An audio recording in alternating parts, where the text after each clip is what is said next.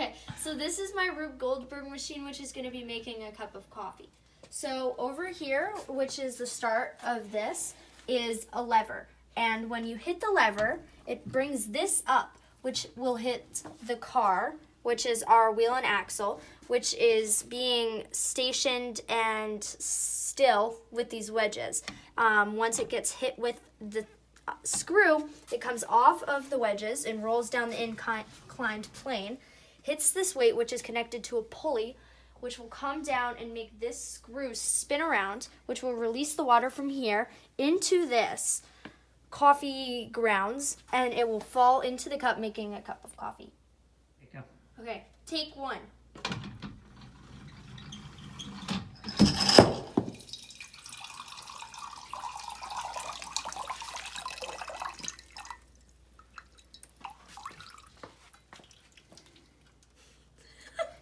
It worked. Okay, take two.